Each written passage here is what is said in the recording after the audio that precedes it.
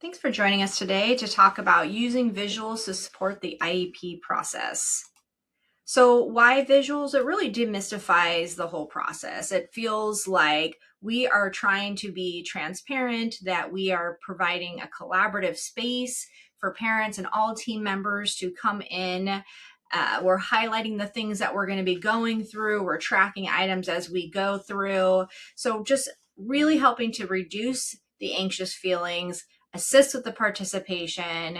It helps all of us, every single person in the room, be able to track those agreements and the next steps and create the necessary structure, especially when we do get to hard conversations, hard topics. Having visuals supports the entire process. So what are the visuals that I'm talking about? The first one is an agenda. I like to have the norms at the top of my agenda, just some standard ones that are, here's what we're all going to agree as we move through to treat each other with respect, to not have sidebar conversations. So it just makes it very clear of what the expectations are in our meetings. And then we can go through and list out the different pages of the IEP, the different things that we're going to be discussing. It gives something for everyone to track. Our general education teachers that might not be as comfortable in those spaces, parents that are feeling anxious and not sure what is going to be discussed. So it gives something for everyone to follow along with as we progress through the meeting. The other visuals that we really like to use in our facilitated meetings, and these are beneficial in all IEP meetings, and you can use poster paper or you can use whiteboards. But the first one is to track your agreements. So what things have we been able to agree to as we go through this meeting? Maybe we've agreed to 3 different of the goals, and we've agreed to all the accommodations, whatever it might be. Like, what are those things that we know we've agreed to it, we can move forward and focus on the things that maybe are a little more sticking points.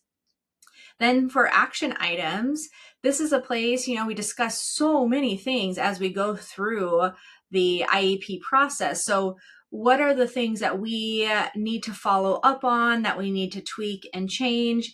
It gives us an opportunity to track those throughout the meeting. And then at the end, we're able to circle back to that poster or the whiteboard and say, okay, who is going to be responsible for this and by what time?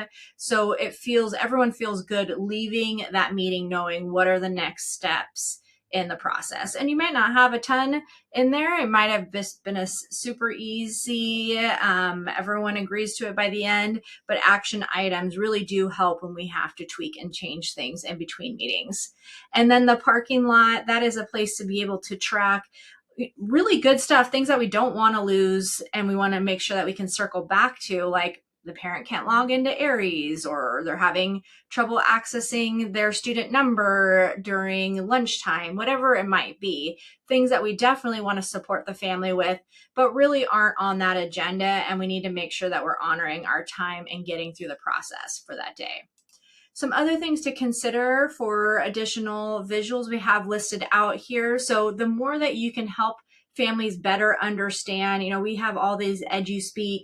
When we're talking about reading goals or writing goals, what does that actually mean? Can we show them a piece of the curriculum? Can we show them student work samples? For assessment reports, can we simplify it in some ways, or create little tables or visuals that will help? So many different things that we can bring to the table to help support the process so it feels collaborative. It feels like we're not talking down to the family or other team members, that we are truly there to make sure everyone understands and is on the same page together. So if you have any questions, call over to the SELPA office, and we hope to see you next time.